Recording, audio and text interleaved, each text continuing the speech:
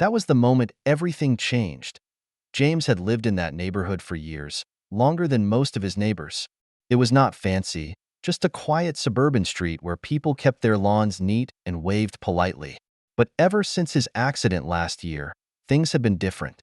People saw him differently. Some with sympathy, others with silent judgment. And then there was Linda. Linda, the woman everyone whispered about but never confronted. She had something to say about everything.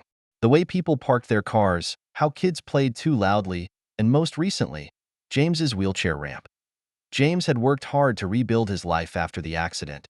He had always been independent, never one to ask for much. But when his mobility was taken from him, he had no choice but to make adjustments. The wheelchair ramp was not fancy, just a simple wooden structure leading from his front door to the sidewalk. It gave him freedom. It gave him dignity. But to Linda, it was an eyesore at first. It was the looks she gave him, disapproving glances as she passed his house. Then came the complaints.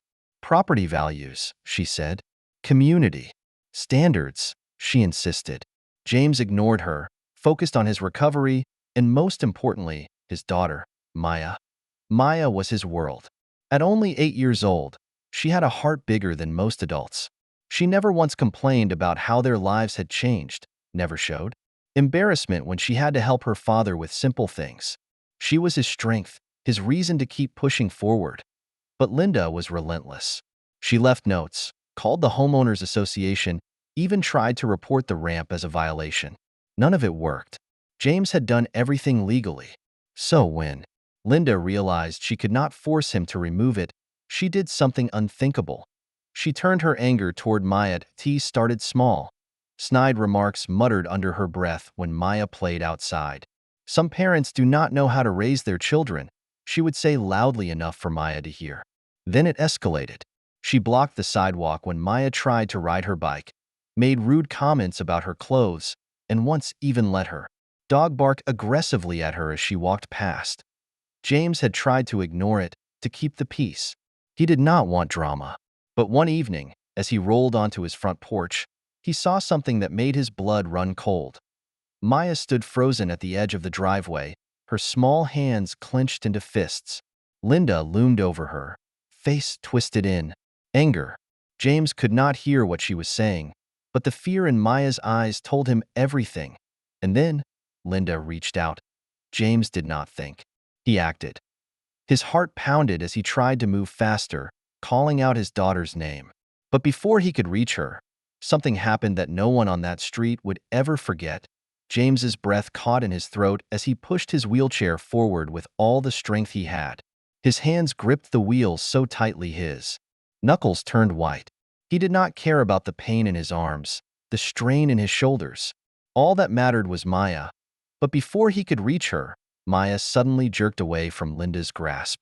Her small body stumbled backward, but she caught herself, her wide, terrified eyes locking onto her father. James could see the confusion, the hurt, and worst of all, the fear. "What are you doing?" James shouted, his voice sharper than he had ever meant for it to be. Linda turned, her face shifting into something that almost looked innocent, like she had done nothing wrong. "Oh, calm down," she said, waving a hand dismissively. "I was just talking to her." James did not believe that for a second. The way Maya's little shoulders shook, the way she clutched her hands close to her chest, it was clear something had happened. "Maya, come here," James said, his voice softer now. Maya did not hesitate. She ran to her father's side, gripping the armrest of his wheelchair as if it was the only thing keeping her safe. James reached out, rubbing her back gently, feeling the quick rise and fall of her breathing. "What did she say to you?" he asked quietly. Maya hesitated, her lips pressing together like she was scared to answer. That broke James's heart even more. His little girl should never have to be afraid of anyone, especially not a neighbor. She said we don't belong here," Maya whispered, her voice barely audible. "She said you're ruining the neighborhood and that people like us should just leave." James's entire body tensed. He could not believe what he was hearing. His jaw clenched so tightly that he thought his teeth might crack. He turned back to Linda, who simply crossed her arms and smirked, like she had nothing to be ashamed of. You think you can talk to my daughter like that? James asked, his voice dangerously low. Linda scoffed. Oh, give me a break. I'm just saying what everyone else is thinking. You and that ridiculous ramp. She motioned toward his house, her lips curling in disgust. It's an eyesore. Brings down the value of the whole block. And now your daughter is running around like she owns the place. Maybe a few people, she paused. But James knew exactly what she had meant to say. His stomach twisted. He had dealt with people like Linda before, people who masked their hatred with fake concerns about property values and community rules. He had seen the looks, heard the whispers. But this was directed at his daughter. And that was something he would not stand for. James inhaled deeply, forcing himself to stay calm. He knew that no matter what he said, Linda would twist it, turn it into something else, something ugly. You don't talk to my daughter. Ever again, he said firmly. And if you ever come near her again, I will make sure everyone knows exactly the kind of person you are. Linda rolled her eyes. Oh, please. Go ahead. Play the victim all you want. James did not respond. He had nothing more to say to her. Instead, he looked down at Maya, brushing a stray curl from her face. Come on, baby.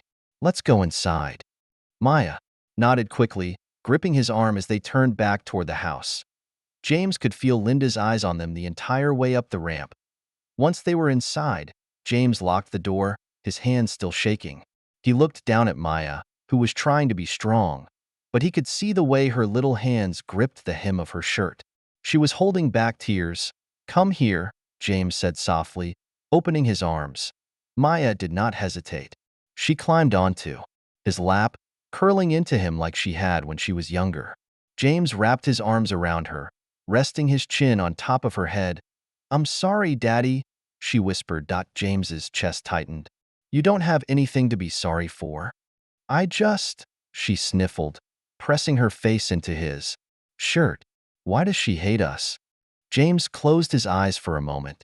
How did he even begin to explain? How did he tell an 8-year-old that some people were just like that? That nothing they did would ever be enough for people like Linda? She doesn't hate us, baby, James said gently. She just doesn't understand us. And sometimes, when people don't understand something, they act out in the worst ways. Maya was quiet for a moment, but I didn't do anything to her. I know, James whispered, and that's the hardest part. They sat there for a while, the only sound in the room being the quiet hum of the refrigerator. James wanted to tell her that everything would be okay, that Linda would leave them alone. But deep down, he knew better. This was not over. Linda was the kind of person who would not stop until she got what she wanted. And if she could not make James remove the ramp, she would find another way to make their lives difficult. James just did not know how far she was willing to go, and that terrified him. The next few days were quiet. Too quiet. James knew better than to think Linda had given up. She was the type to smile to your face and then cause trouble the second you looked away.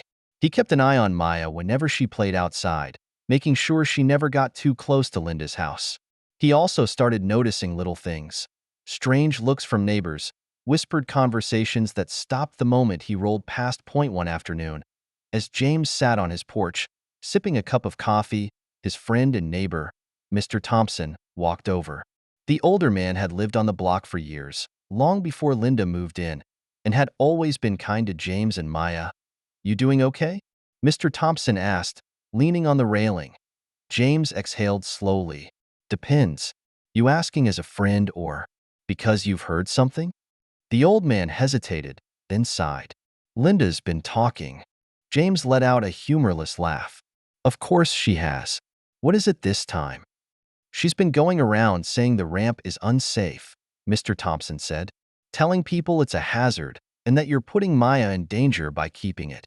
James shook his head, setting his cup down.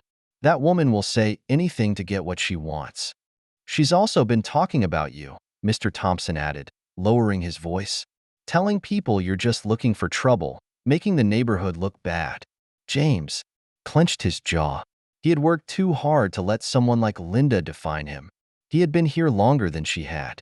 He had built his life in this neighborhood, raised Maya here. And now, because she did not like the sight of a wheelchair ramp, she wanted to paint him as the problem. Let her talk, James finally said. The truth will stand on its own. Mr. Thompson nodded, but there was something else in his eyes, worry. Just keep an eye on things, he said. She's not the type to stop once she gets an idea in her head. James already knew that. Later that evening, as he was helping Maya with her homework, the doorbell rang. James wheeled himself to the door, half expecting Linda to be standing there with another complaint. But when he opened it, he found a man in a suit holding a clipboard. Mr. James Carter? The man asked. James nodded cautiously. Who's asking? City Inspector. We received a complaint about a non-compliant structure on your property. James's stomach dropped out of course. Linda had taken her fight to the city. James took a deep breath, forcing himself to stay calm. There is nothing wrong with my ramp, he said firmly. It was built according to code. The inspector gave a small nod. I just need to take a look, verify everything. It's standard procedure. James moved aside, watching as the man walked over to the ramp, measuring angles, checking for stability. James knew it was solid. His brother, a contractor, had helped him build it himself. It was not some rickety DIY project. It was safe. After a few minutes, the inspector walked back over. Looks fine to me, he said, flipping through his paperwork, but I will need to file a report. If there are any issues, you'll be notified. James nodded, his shoulders tense. Who filed the complaint? The inspector hesitated. That information is confidential. James did not need to ask. He already knew. As the inspector walked away, James looked across the street toward Linda's house. Her blinds twitched slightly, as if someone had been peeking through. She knew he saw her, and she did not care. That night, as James lay in bed, he could not shake the feeling that this was far from over. Linda had tried every angle, complaints, to the HOA, nasty looks, and now city interference. And none of it had worked, which meant she would find another way. And James needed to be ready. The next morning, just as James was about to take Maya to school, a loud banging noise echoed from the front yard. James wheeled himself to the door, his heart pounding. As he opened it, his stomach dropped. The wheelchair ramp, the same one that had stood firm for months, was damaged. One of the support beams had been kicked in, the wood splintered and cracked. It was not a small accident. Someone had done this on purpose. James felt Maya step beside him, her little hands gripping the doorway. "Daddy, who did that?" she asked softly. James did not answer. He did not have to. He already knew.